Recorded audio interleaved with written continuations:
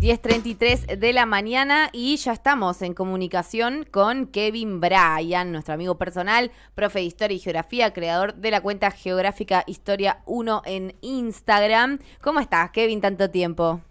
Hola chicas, ¿cómo va? Un gusto nuevamente estar con ustedes y bueno, éxitos en esta segunda etapa de poder abordar distintas cuestiones de la realidad nacional y bueno, también en esta columna con los aspectos internacionales. No, gracias a Ay, vos, muchas Kevin. gracias. Nos encanta tenerte. Bueno, y para empezar, vamos a hablar de este nuevo aniversario. Se cumple un año del inicio de la guerra Rusia y Ucrania. ¿Qué lectura podemos hacer de la situación actual? ¿En qué estamos con eso? Bueno, vamos a tratar de hacer un balance de un año donde hemos tenido retrocesos y avances constantes de parte de los distintos actores involucrados, ¿no? Vamos a tratar de analizar un poco la cuestión económica y un poco también el aspecto más militar, político.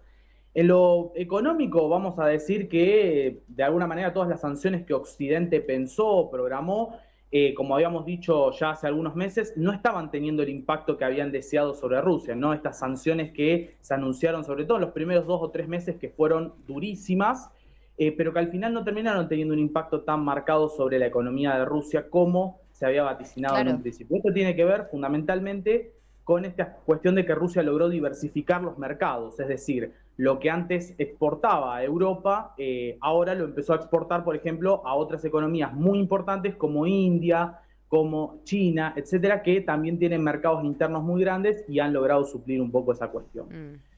Desde el punto de vista más político, vemos que las negociaciones que en algún momento se habían mencionado y demás están en este momento estancadas. De hecho, lo único que tenemos como novedad en estos últimos días ha sido fundamentalmente algunos avances que ha tenido desde el punto de vista militar Rusia, es decir, no se habla hasta el momento de negociaciones. Ujú. Bien, todo lo que implica el camino de las negociaciones por el momento parece o bloqueado o por lo menos dejado de lado, ¿no?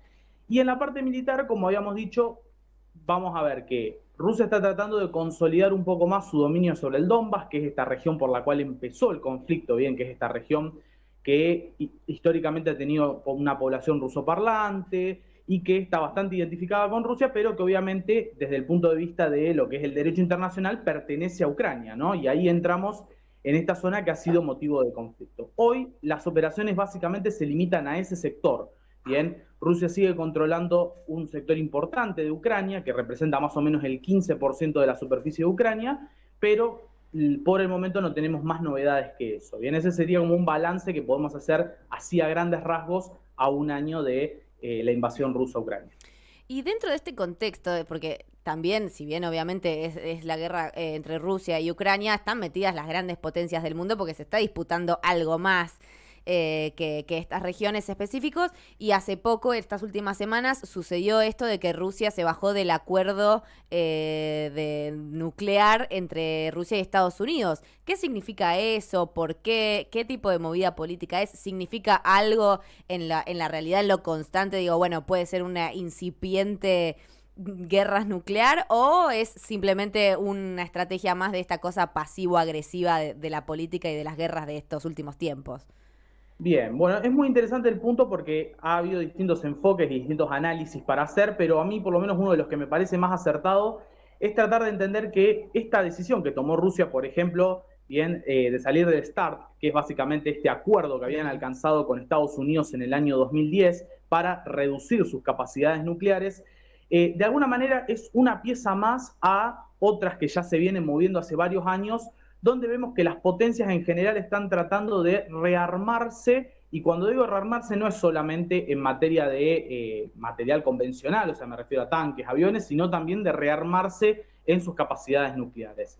Esto se viene viendo hace ya varios años con Corea del Norte, hace no mucho tiempo, bueno, tenemos ahí una fricción en el Medio Oriente entre Israel, que se dice que también está acrecentando su capacidad nuclear, e Irán, que también se dice que tiene un programa nuclear que está en desarrollo.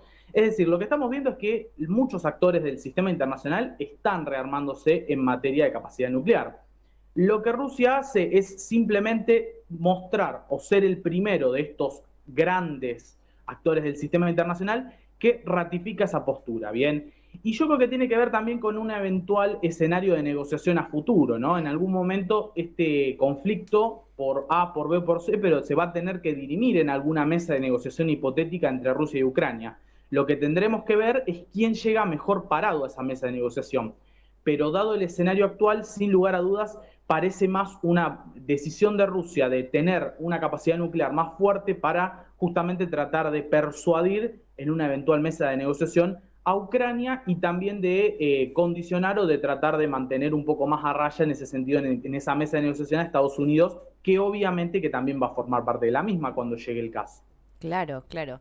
Bueno, y también esto, ¿no? Como todo lo que mundialmente implica y la intervención de los distintos países. También vimos que un representante de la Unión Europea, Josep Borrell, dijo que este miércoles en Nueva Delhi se espera que la India haga entender a Rusia que la guerra de Ucrania debe terminar, ¿no? Y vos mencionabas la India como un nuevo mercado. Bueno, ¿por qué podría intervenir de esa manera? ¿Cómo están interviniendo los demás países? Claro, bueno, India es un caso súper interesante porque en este caso ha jugado siempre un rol más a un equilibrio, ¿no? Así como hemos tenido a China siempre mucho más posicionado con Rusia, así como a la Unión Europea posicionado directamente con Estados Unidos, China, que es uno de los grandes del sistema internacional, siempre ha tratado de buscar un equilibrio, ¿no? Algo similar por ahí a Turquía, que también lo ha hecho lo mismo, no más que Turquía, justamente con lo que pasó en Sí, las últimas semanas con el terremoto, salió de manera muy contundente del escenario internacional por el problema interno que ha tenido, ¿no? claro. Pero India tiene en este sentido una política que tiende fundamentalmente a alcanzar acuerdos, ¿no? Y de alguna manera, si bien la expectativa de la Unión Europea es conseguir que India llame concretamente a Rusia a que cese con sus operaciones en Ucrania, lo más probable es que India tampoco se posicione de esa manera. En esto me baso fundamentalmente en la posición que India viene teniendo desde que comenzó la invasión rusa, ¿no? Que es fundamentalmente India no comparte la forma de actuar de Rusia, pero entiende su malestar en relación a la militarización que se había dado en los años anteriores de algunos sectores de Ucrania y demás. Entonces, ¿qué quiere decir esto? Que India va a tratar de seguir jugando esa posición de equilibrio y que la Unión Europea lo que trata de hacer es de conseguir sumar nuevos países y demás a esta órbita de si se pueden aplicar sanciones mejor y si no es sanciones, por lo menos de última, una condena ética y moral a lo que Rusia hizo, ¿no? Mm, Hace no mucho tiempo, hace un mes atrás, sin ir lejos, el canciller alemán, Olaf Scholz, estuvo de gira por Argentina, por Chile y también estuvo en Brasil. sí, Se reunió con Lula, que había asumido hace muy poquito, y Lula, igual que, por ejemplo, la postura que tiene India, lo que dijo es que ellos no van a enviar armas, no van a aplicar sanciones y que en todos casos solamente pueden llegar a realizar una condena así muy general, pero sin involucrarse mucho más que eso. Esto claramente a nivel internacional favorece al Kremlin, que sigue sosteniendo en ese sentido la retórica discursiva de es claramente Estados Unidos más la Unión Europea más Japón los únicos que nos están matando a sanciones. El resto del mundo quiere que la guerra en todos casos termine, pero no nos están matando económicamente. claro. Entonces, es un escenario que por el momento sigue siendo un poco más favorable desde lo discursivo para Rusia. Y esto para, no, me corro un poco de Rusia, pero porque me llamó mucho la atención, si bien ya se salió que desmentir que sí, que no, pero sí lo veo en estas tensiones medio internacionales, que una congresista estadounidense denunció fuertemente y mismo se puso a hablar en español para decirlo, la presunta fabricación de aviones militares chinos directamente a la Argentina. Bueno, porque entiendo que todo tiene un poco que ver con todo, con esta cosa de estás de mi lado o no. Hablo de libertad, de esclavitud, cosas que la verdad que para un país como la Argentina, China, Rusia, Estados Unidos, digamos, no es que es diferente hacer un tratado con uno o con otro en algún punto. ¿Qué puedes opinar de eso? ¿Qué análisis podemos hacer?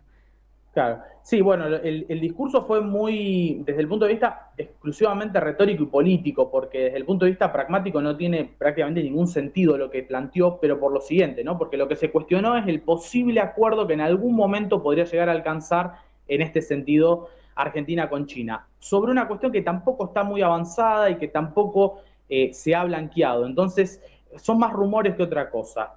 Y por otro lado, Estados Unidos es o sea, el país con el que más comercializa Estados Unidos es China.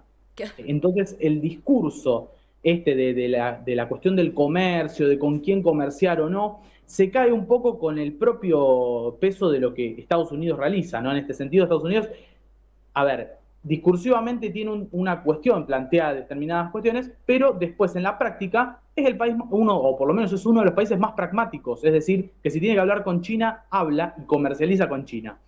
Después está la retórica del discurso que nos dan a países, sobre todo de Sudamérica, también lo hacen a veces con países de África, etcétera, que es tratar de bajar una línea sobre esta dicotomía, ¿no? Autocracias, democracias. Bien, es esa idea de siempre sintetizar y reducir el mundo a dos, ¿no? Y en este caso lo que vemos es que me parece que es una retórica que a Estados Unidos le sigue conviniendo, más allá de que por ahí el resto del mundo no lo compra, pero yo creo que ese tipo de mensajes muchas veces están más pensados al interior de Estados Unidos, bien, para tratar de captar votantes de los dos partidos hegemónicos allí, Claro.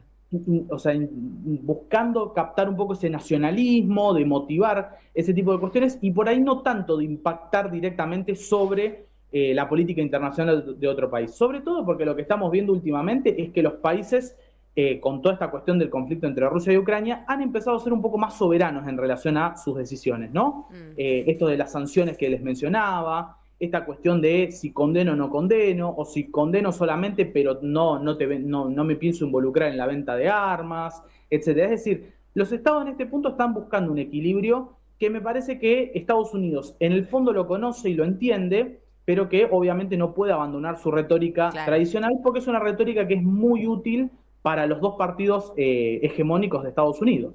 Sí, sí, es bien cultural y político. Entonces, bueno, a partir de ahora, más o menos, por estas lecturas que hacemos, eh, no podríamos ver en el horizonte algún tipo de intervención distinta de ninguna potencia o de ningún país de lo que ya se viene viendo. Sí, por el momento la sensación es que las operaciones avanzan de a un ritmo muy lento y lo único que tuvimos fue un esbozo, un borrador de 12 puntos que presentó China para alcanzar la paz en Ucrania, que lo presentó el viernes pasado.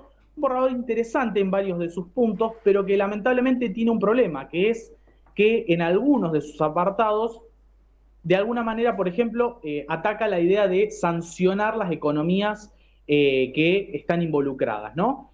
Como por ejemplo sancionar a Rusia. Y eso es obviamente un punto que Occidente no va a reconocer y que Occidente no va a ceder, por lo cual en este punto el borrador, aunque es un borrador coherente en muchas cuestiones, lamentablemente vamos a ver que va a quedar en un punto neutro, ¿no? Donde va a ser muy difícil que termine siendo aceptado.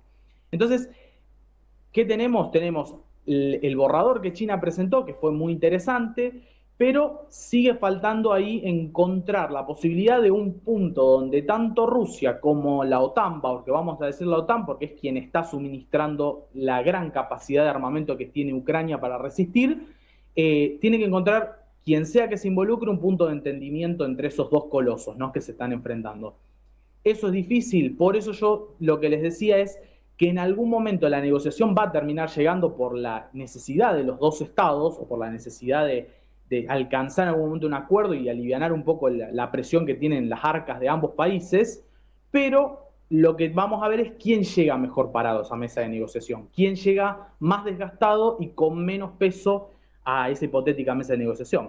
En algún momento, como les decía, llegará, pero por el momento no parece estar algo tan cercano. Excelente. Kevin Bryan, Geográfica Historia 1, lo van a seguir a las redes para seguir todas las noticias internacionales. Te agradecemos un montón y como siempre es un placer charlar con vos. Bueno, lo mismo digo, así que bueno, nos estaremos encontrando pronto para seguir hablando y analizando sobre distintas cuestiones del escenario internacional. Un Por gusto como supuesto. siempre. Por supuesto. Un abrazo grande.